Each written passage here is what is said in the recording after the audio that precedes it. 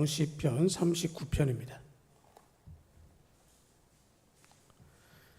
시편 39편 1절에서 13절까지의 말씀 보도록 하겠습니다.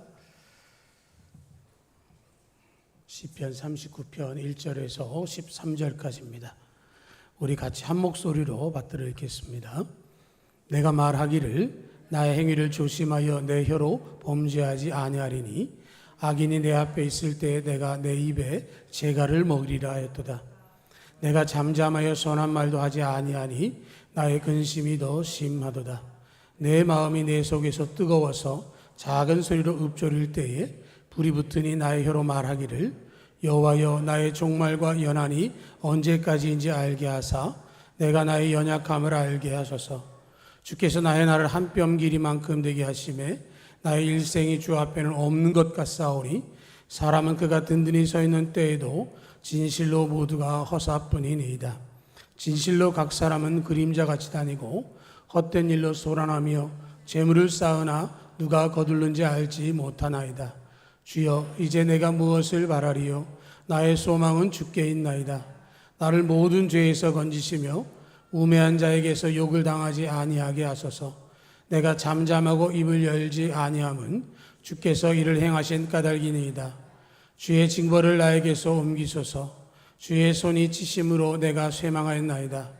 주께서 죄악을 책망하사 사람을 징계하실 때에 그 영화를 좀먹음같이 소멸하게 하시니 참으로 인생이란 모두 헛될 뿐이니이다. 여호와여 나의 기도를 들으시며 나의 부르짖음에 귀를 기울이소서. 내가 눈물을 흘릴 때에 잠잠하지 마옵소서. 나는 주와 함께 있는 나그네이며 나의 모든 조상들처럼 떠도나이다. 주는 나를 용서하사 내가 떠나 없어지기 전에 나의 건강을 회복시키소서. 아멘. 예, 우리가 7월 한 달 동안은 연약함, 약함에 대해서 우리가 말씀을 나누고 있습니다. 다윗은 자신의 인생을 돌아보면서 하나님 앞에 해결받아야 될 문제가 여러 가지가 있지만 특별히 39편 속에서는 세 가지의 문제를 제기하고 그걸 통해서 하나님께서 주시는 은혜를 이야기합니다. 말하는 것, 그리고 재물의 문제, 그리고 죄의 회개의 문제에 대해서 이제 고백을 하는 것인데요. 1절부터 4절까지를 보면 내가 말하기를 나의 행위를 조심하여 내 혀로 범죄하지 아니하리니 악이 내 앞에 있을 때 내가 내 입에 재갈을 먹이리라 했도다 라는 이야기를 통해서 자기가 입을 조심할 것에 대해서 이야기를 하는 것이죠. 4절을 보면 여호와여 나의 종말과 연한이 언제까지인지 알게 하사 내가 나의 연약함을 알게 하소서 이렇게 되어 있는데요. 표준 세번역에는 주님 알려주십시오. 내가 얼마나 더 살겠습니까? 내가 언제 죽습니까? 나의 일생이 얼마나 덧없이 지나가는 것인지를 말씀해 주십시오. 이렇게 번역이 되어져 있습니다. 내 인생의 마지막이 언제쯤이고 내 인생의 남은 시간이 얼마쯤일까? 그러면서 자신의 연약함에 대해서 이야기를 하고 있는 것이죠. 다윗이 자신의 종말, 연한 이런 것들을 이야기하면서 왜 하나님께 이야기하냐면 자기가 말로 범죄하지 않기를 원한다라고 하는 것이죠. 다윗은 자기에게 있어서 가장 중요한 것, 말로 범죄하지 않는 것. 사람들은 평안하고 또 자기하고 마음이 맞는 사람하고 대화할 때는 정말로 자유롭게 이야기하죠. 그런데 악인을 상대할 때는 어떻게든지 그에 대해서 책망하고 좀 공격하고 또 다윗은 왕이었기 때문에 심지어 그의 생사 여탈권까지도 지니고 있어서 죽여라, 살려라 라고도 할 수 있었습니다. 그럼에도 불구하고 다윗은 그를 말로 진누리라고 하지 않았습니다. 왜냐하면 그것으로 인하여 하나님께 범죄할 수 있기 때문에 그런 것이죠. 사울을 죽일 수 있는 기회가 2번이나 있었습니다. 다윗의 신하가 사울을 죽이자라고 요청했지만 다윗은 그 죽임의 명령을 내리지 않았습니다. 사울이 죽은 후에 그에게 왕권이 찾아오기 직전에 사울의 넷째 아들이 되었던 이스보셋과 그를 북왕국의 왕으로 추대했던 아브넬을 죽일 수도 있었지만 다윗은 그들을 죽이지 않았습니다. 압살롬도 죽이지 말아라. 그에게 선을 베풀어라 라고 명을 했고 그가 압살롬을 피해서 도망갈 때 쫓아오면서 돌을 던지고 욕을 했던 시므이도 죽이지 않은 주변의 말을 물리쳤습니다.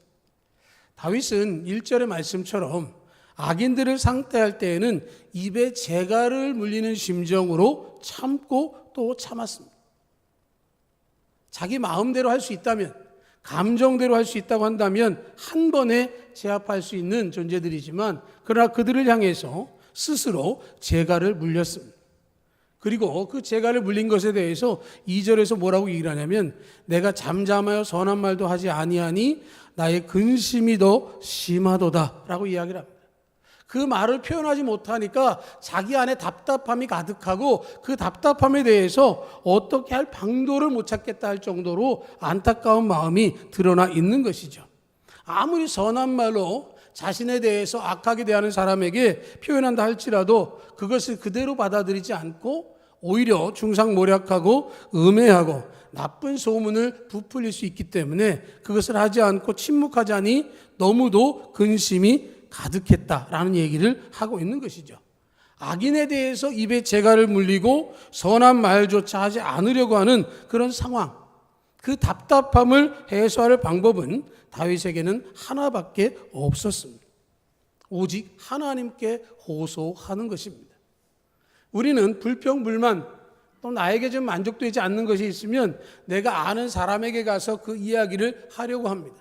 그 이야기를 내가 사람들과 함께 나누면 그것은 불평이 되고 다른 사람을 오해하기도 하고 다른 상황 속에서 어려운 상황들을 만들어내기도 하지만 내가 그 문제를 가지고 하나님께 나아가면 그것은 기도가 됩니다. 우리 모두가 그 모든 것들을 하나님께로 가지고 나가시기를 축복합니다. 마음에 근심이 가득한 모든 것들을 하나님께 토로하면 하나님께서 그 기도를 들어주시는 것이죠. 다윗이 자기 안에 있는 모든 것들 3절에서 표현하고 있는 것처럼 불이 붙으니 나의 혀로 말하기를 여호와여 나의 종말이 언젠지 내가 연한이 얼마큼 남았는지 알 수 없지만 이 시기가 끝날 수 있기를 원한다라고 하는 고백을 하게 되어지는 것은 그런 상황 속에서 살고 있기 때문에 고백하고 있는 것이죠. 세상을 살아가면서 할 말을 다 하면 정말로 좋습니다. 말로 상대방을 눌러서 이기면 시원할 것 같아요. 나한테 상대도 되지 않은 사람하고 상대하면서 그 사람의 말을 듣는 것 정말 어려워서 그 사람을 무시하고 그 사람을 무너뜨릴 수 있는 말을 한다면 우리는 굉장히 시원할 것 같습니다. 어려서는 말을 많이 하여야 좋은 것 같아요. 그런데 어른이 되면 우리가 깨닫는 게 뭡니까? 할 말은 많지만 하지 않을 때가 훨씬 더 많이 있습니다. 다윗은 왕인데도 참았습니다. 자기를 죽이려고 하고 저주하는 사람들을 향해서조차도 참았고요. 그들을 상대하지 않았고 그 모든 것들을 하나님 앞에 가지고 가서 하나님께 고백했습니다. 그러니까 다윗이 1절부터 4절까지의 고백되어지는 것들을 좀 의역을 해보면 하나님, 제가 하나님 앞에서 말로 범죄하는 일을 하지 않기 위해서 참으려더니 너무 힘들어서 내 근심이 천근만근입니다. 너무 어렵습니다. 너무 힘듭니다. 불이 타는 것 같은 심정입니다. 그러니 내 한계가 얼마큼 되는지 알게 하셔서 그 한계 동안에 이겨내게 하시고 승리할 수 있도록 도와주시기 원합니다 라고 고백을 하고 있는 것이죠. 다윗의 인생 가운데에서 이런 일들이 수없이 있었습니다. 그랬기 때문에 하나님께서 다윗을 향하여 그가 내 마음에 합한 자라고 말씀을 하고 있는 것이죠. 몸으로 행하든지 말로 행하든지 모두 다 하나님 앞에서는 죄가 되는 것입니다. 악인을 상대하는 동안에 입에 재갈을 물리고 불붙는 심정 같은 걸 가지고도 하나님 앞에 고백할 때 하나님께서 그 모든 것들을 들으시고 해결해 주실 것입니다. 말이 많은 자가 강한 게 아니라 침묵하고 인내할 줄 아는 사람이 강한 사람이고요. 말을 잘하는 사람이 능력 있는 게 아니라 적재적소에 쓰일 말을 하는 사람이 강한 사람입니다. 우리가 하나님 편에 서서 우리가 어떻게 말을 하고 어떤 말을 하게 될지를 분명히 알아서 하나님 앞에 우리의 모든 것들을 토로하고 하나님의 음성을 들을 수 있는 우리가 되기를 축복합니다. 사람들은 말해서 자기 자신의 모든 것들을 드러낼 때가 있습니다. 말로 공을 다 까먹는다라는 얘기를 들을 때도 있고요. 말하는 것 때문에 굳이 하지 않아도 될 일을 하게 될 때도 있는 것이죠. 우리의 연약함, 내 언어 생활 가운데, 마을 가운데에 하나님의 뜻대로 행함을 통해서 다윗과 같이 하나님 마음에 합한 자 되시기를 축복합니다. 두 번째로 5절 7절까지 다윗은 재물에 관한 얘기를 합니다. 주께서 나의 날을 한 뼘 길이만큼 되게 하심에 나의 일생이 주 앞에는 없는 것 같사오니 사람은 그가 든든히 서 있는 때에도 진실로 모두가 허사뿐이니이다. 진실로 각 사람은 그림자같이 다니고 헛된 일로 소란하며 재물을 쌓으나 누가 거둘는지 알지 못하나이다. 주여 이제 내가 무엇을 바라리요? 나의 소망은 주께 있나이다 라고 고백을 합니다. 우린 누가복음에서 어리석은 부자의 이야기를 듣습니다. 어리석은 부자가 많은 것을 추수하고 창고를 새롭게 짓고 뭐라고 이야기를 합니까? 내 영혼아 먹고 마시며 즐기자라고 이야기할 때 하나님께서 그에게 말씀하시기를 오늘 밤 내가 내 영혼을 찾으리니 내 것이 누구 것이 되겠느냐라고 하나님께서 그에게 질문하시는 비유가 있습니다. 사람들은 재물을 갖기를 원합니다. 많이 갖기를 원합니다. 그런데 그 재물도 쉽지 않습니다. 그것 때문에 재물 때문에 시험에 빠지고 재물 때문에 어려움을 겪는 일이 많이 있습니다. 디모데전서 6장에 보면 돈을 사랑함이 일만하게 뿌리가 되나니 이것을 탐내는 자들 미혹을 받아 믿음에서 떠나 많은 근심으로써 자기를 찔렀도다 라는 말씀이 있습니다. 돈이 무서운 것은 믿음을 저버리게 만들기 때문입니다. 돈이 기쁨을 주는 것이 아니라 근심거리가 생겨나서 마음을 찔러댈 것이라고 말합니다. 영국에서 복권에 당첨된 17살 소녀가 있었습니다. 17살에 복권을 샀는데요. 복권이 20억에 당첨이 됐습니다. 그리고 그 20억에 당첨된 그 소녀를 20년 뒤에 그 복권회사에서 추적을 했습니다. 어떻게 살고 있을까 하고 추적을 했는데요. 17살에 20억을 가졌으니까 얼마나 많은 것을 누렸겠어요. 그런데 37세가 된 그 여인을 찾아서 봤더니 건물을 청소하며 살고 있었습니다. 그래서 물어봤어요. 20억 어디 갔느냐 그랬더니 남자친구 차도 사주고 뭐 놀고 여행 다니고 하다 보니까 어느 날 남자친구는 떠나고 아이는 둘이나 있고 돈은 다 없어졌더라. 그래서 우리 세 식구 먹고 살기 위해서 청소하면서 산다. 내가 많은 것을 가지면 좋은 변화를 가지고 좋은 것을 누리면서 지속적으로 살 것 같은데 그렇지 못하다는 것을 보게 되는 것이죠. 여러분이나 저에게 혹시 100억씩 생겼다면 어떨까요? 우리나라에 안 계실 분들이 있을 겁니다. 100억쯤 생기면 당장은 일상하고 똑같을 거예요. 그런데 어느 순간부터 그것의 무게를 느끼고 위력으로 즐기고 어떤 것들을 보이려고 할 때가 있을 것입니다. 점점 더 변질돼 갈 것이에요. 마음속에서 더 많은 것을 원합니다. 내가 가지고 있는 것 다른 사람과 비교해서 부족하다고 생각을 해요. 내가 가진 것에 대해서 만족하지 못합니다. 많은 사람들이 재물에 대해서 단위의 감각을 잃어버렸습니다.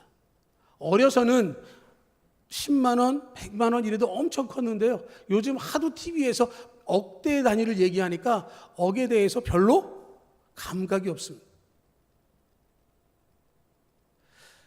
재밌는 거는요. 우리가 이재용 회장을 걱정하기도 하고요. 연예인들을 걱정합니다. 연예인도 막 몇백억씩 가지고 있다 그러는데도 그 사람도 어떻게 살아? 걱정하는 사람들이 많아요. 그런데 실제로 보면 그 사람들이 우리 걱정하는 게 더 맞는 거죠. 그런데 많은 사람들은 재물에 대해서 상대적으로 비교하고 다른 사람에 비해서 내가 적기 때문에 불편해할 때가 많이 있는 거죠. 찬송을 부를 때는 모든 것이 은혜고 은혜로 내가 살아간다라고 고백하지만 실제로는 다른 사람과 비교해서 내가 너무 적어서 불행하다라고 생각할 때가 많이 있는 것이죠. 5절과 6절에 말씀하고 있는 것처럼 한 뼘 길이만큼밖에 안 되는 인생, 그림자와 같은 인생을 살아가면서 내가 가지고 있는 것에 대한 부요함이 부족하다라고 생각을 하고 있는 거예요. 사람들이 우리를 향해서 보기보다 젊다라고 말해도 시간은 누구나 동일하게 흘러갑니다. 지난 월요일에 저희 동기 목사님들 몇 분이 저희 집에 다녀갔는데요. 얘기를 나누다 보니까 한 8년 만에 왔다는 거예요. 8년 만에 와서 이야기를 하다가 제가 그랬어요. 야, 우리 5학년에 만났다가 6학년에 만난다. 그런 얘기를 했어요. 그랬더니 그 친구도 하는 말이 그럼 7학년에 만나자. 뭐 그런 얘기도 하더라고요. 시간은 제한되어 있지 않고 각자 다 흘러가는 거죠. 보일 때는 차이가 있어 보이지만 동일하게 되어지는 것이죠. 우리 인생은 한 뼘 길이밖에 되지 않고요. 그림자와 같습니다. 어느 순간 금방 사그러질 거예요. 그러나 믿음은 하나님 앞에 분명하게 서게 만들어 줄 것입니다. 역대상 29장에 보면 다윗은 그가 세상을 떠나기 전에 성전 건축을 위해서 금 3,000달란트와 순은 7,000달란트를 하나님께 드렸다라고 기록하고 있습니다. 지금 환산해 보면 금만 약 100톤 정도 되는 어마어마한 재물입니다.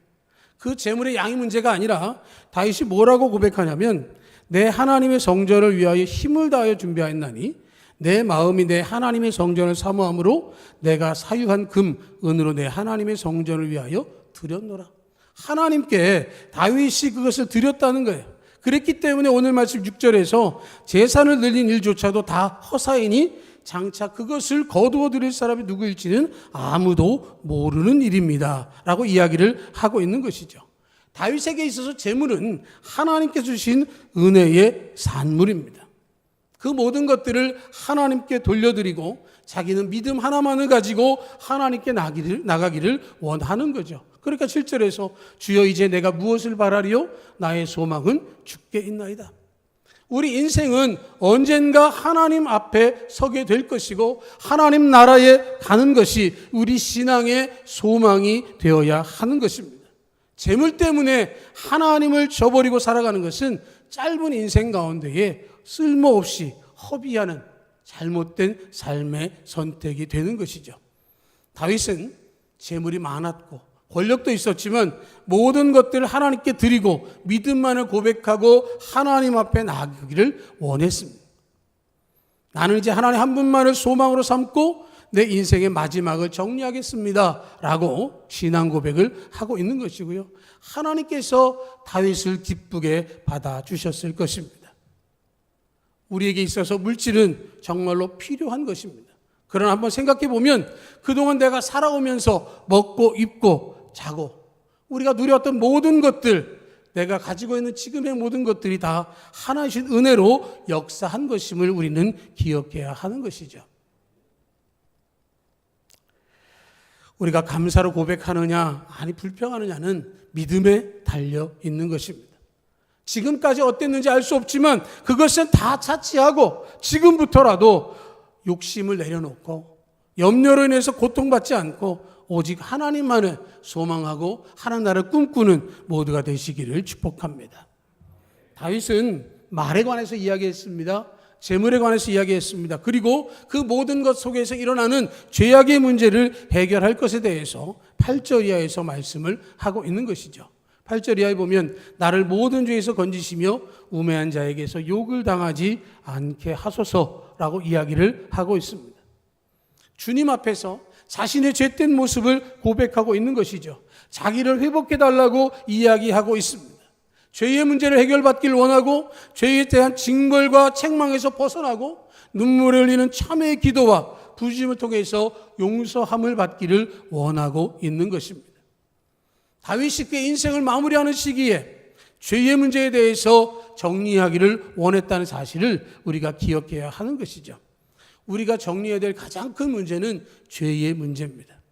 죄는 우리의 약점을 파고듭니다. 우리의 삶을 피폐하게 만들고 더럽고 지저분하게 만들고 난폭하고 교만한 삶을 살게 합니다. 이게 바로 사탄의 전략인 것이죠. 지난주에 우리가 말씀을 드리면서 우리에게 들어오는 귀신의 상황들이 중요하게 3가지가 있다라고 말씀을 드렸습니다. 말씀에 불순종할 때 들어올 수 있고 음란할 때 들어올 수 있고 교만할 때 들어올 수 있다라고 말씀을 드렸는데요. 이 3가지를 한 단어로 줄이면 죄가 있을 때 그렇게 되어질 수 있는 것이죠. 그렇기 때문에 예수님께서 죄의 문제를 해결하기 위해서 십자가에서 죽어주셨습니다. 하나님과 우리의 관계를 회복시키시는 화목제물이 되어 주셨습니다. 더 이상 죄가 우리를 지배할 수 없도록 우리를 구원해 주셨습니다. 그럼에도 불구하고 우리는 아직도 죄에 매여 있는 것이죠. 우리가 신앙생활 하지만 신앙생활 하면서도 불쌍한 사람이 어떤 사람이 있는가 하면 성령으로 거듭나지 않은 사람들입니다. 성령이 우리 안에 오시지 않으면 누구도 구원받은 백성이 아닙니다. 하나님 나라에 들어갈 수 없습니다. 성령이 없는 사람은 하나님께 기도하지 않습니다. 성령이 없는데도 불구하고 성령 받은 것처럼 착각하며 사는 사람이 불쌍한 사람이고요. 두 번째는 내가 무슨 죄를 짓고 있는지도 모르는 사람이죠. 죄의식이 없어요. 내가 지금 하고 있는 것이 죄인지 아닌지 구별이 되지 않습니다. 하나님을 두려워하지 않고 멸망으로 가는 사람, 이런 사람 불쌍한 사람이고요. 세 번째로 하나님의 뜻을 분별하지 못하는 것이죠. 성령으로 거듭나지 않아서 구원의 은혜도 없고 죄의식도 없어서 죄 가운데 있으면 하나님의 뜻은 당연히 모르게 되어 있는 것입니다. 거짓과 술수와 간교에 빠져서 악에 휘둘려 살아가는 것이죠. 영이 아닌 육에 속한 사람으로 분별하지 못하는 신앙으로 살게 되어지는 것입니다. 이런 사람들이 신앙을 가지고 있다고 외적으로 말할지 모르지만 실제로는 모래 위에 지은 집과 같은 허물어지는 신앙인 것이죠. 어려움이 닥쳐오면 하나님을 외면하고 다른 길로 벗어나게 되어 있는 것입니다. 다윗은 자기 인생을 정리하면서 고백을 하는 것은 이 죄의 문제를 해결받고 용서받고 하나님 품으로 나가기를 원했다라고 하는 것이죠.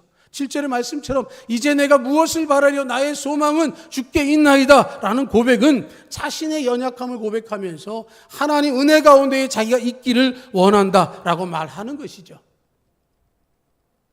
우리가 올 때는 순서가 있지만 갈 때는 순서가 없습니다. 언제 우리가 주님의 부르심을 받을지 알 수 없습니다. 우리 인생에 대해서 언제나 이런 절박함을 가져야 할 줄로 믿습니다. 하나님 만날 시간은 우리에게 임박해 있습니다. 각자에게 하나님께서 부르실 때 우리가 정말 하나님 앞에서 믿음으로 용서받고 인정받고 구원받는 삶이 되기를 축복합니다. 하나님 앞에 우리는 연약함을 고백해야 됩니다. 이런 연약함의 모든 근원은 죄 가운데 있습니다.